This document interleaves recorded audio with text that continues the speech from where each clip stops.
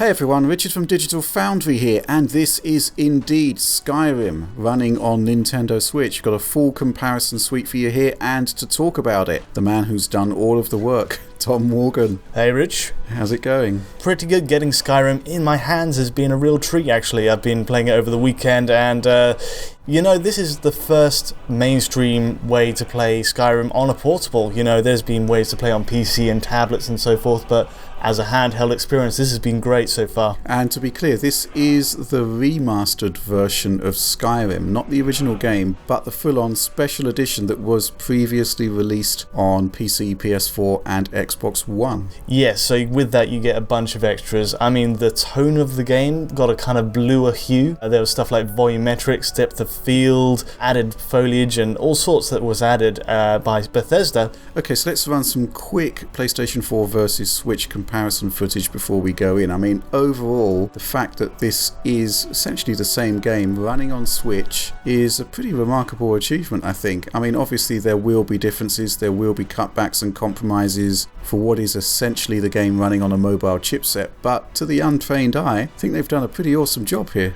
Definitely. It's one of those games that falls into the category of, and this has come to a lot of Switch games, where there are compromises. When you get it in your hands and you see it on that small screen, you don't really notice. There are obviously a few things that are missing, well, a fair few things, which we'll cover in a second, but when you've got it in your hands, not a big deal at all. So let's talk about the resolution of the game. Obviously we have two configurations to look at here. We have the docked setup where the GPU is running at approximately twice the speed of the mobile setup. So let's talk resolution. What are we looking at when the system is connected to your flat panel? Basically, and surprisingly, you get 1600 by 900, that's 900p. Now, unlike Bethesda's work in other titles, I think Fallout 4 had a dynamic resolution scaler. Skyrim potentially has it as well on PS4. I haven't noticed any dynamic scaling on Switch. It seems to be set at 900p. You can kind of judge that by looking up to the sky and then back down at stress points, and it doesn't shift. Whereas, if you shift to the portable mode, there is a dynamic resolution scaler in place there. It's 1280 by 720, as you'd expect, kind of as the upper bounds. That's the best case, 720p. But when you kind of step out into the open world and you can go wherever you like, you immediately see all those pixels kind of shift, and that goes down to 896 by 720.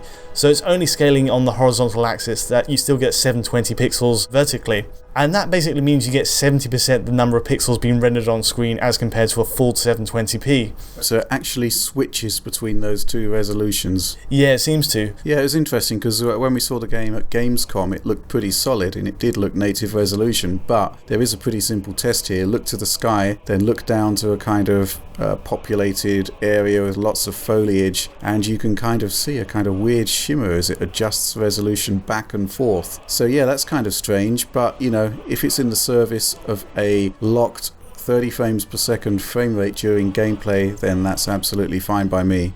Okay, so let's round off the docked versus portable comparisons here. Basically, locked resolution on docked, dynamic undocked, and there's something odd going on with the level of detail sliders on the mobile configuration. That's right. It's not as drastic as the comparison between Switch docked versus PS4, but if you compare docked versus portable, there's just a few trees missing in the distance. A level of detail in the far distance basically gets culled very slightly. You're never going to notice, trust me. The rest of the game, the settings, the shadows, the texture work, every part of the game is exactly the same between docked and portable. All the compromises really are in the resolution, going down from 900p to 720, a dynamic 720. So that's really the gist of it. Okay, good stuff. So we've covered off the docked versus mobile comparisons here, but I think what everyone's here for is to see to what extent Bethesda has managed to retain the full fat Skyrim experience. So we're going to swap in some more PlayStation 4 comparisons here, and we can safely assume that this is the game running at close to max settings, and 1080p resolution obviously on the PlayStation 4 versus 900p on the Switch. But beyond that, what are we looking at? We're looking at some dialed back settings, but you've got to defend the Switch version on the front of it being a portable console. Fundamentally, putting it in docked mode doesn't give it the GPU horsepower to match PS4, and it was never going to. And so the inevitable turnout of that is some dialed back settings. There's a difference in shadows as we take this route down to the center of this village. You can see on the wall here, there's kind of a lower resolution pass, but it still looks great on Switch. It's not like it's pixelated or anything, it just looks a little bit blurrier. Yeah, it's just more indistinct, but I think the big difference as we do this kind of scripted run through the village is that the volumetrics from the PlayStation 4 side massively pared back on Switch. I mean, being a test right at the start of the game means the time of day is matched, which is kind of helpful as you go through the game. It's harder to do that, and that means you can get a real good sense of what's missing. And volumetrics appear to be missing, and also depth of field in the scene is pared back if you look in the distance around these prisoners. Okay, and ambient occlusion, obviously we saw the shadows pared back a touch. Ambient occlusion seems to be either pared back or gone. Yeah, ambient occlusion is always a tricky one because sometimes it can appear to be pared back, and in fact it's a more refined approach. But it's fair to assume there is less shading, around the arch of the doorway there. It seems to be missing, and it makes sense because along with volumetrics, that and ambient occlusion will go down as one of the more heavier, more taxing settings for the game. Okay, now let's talk about the level of detail settings, the LODs, because this is essentially how they've managed to do it, right? This is how they've managed to push Skyrim onto a much less capable system.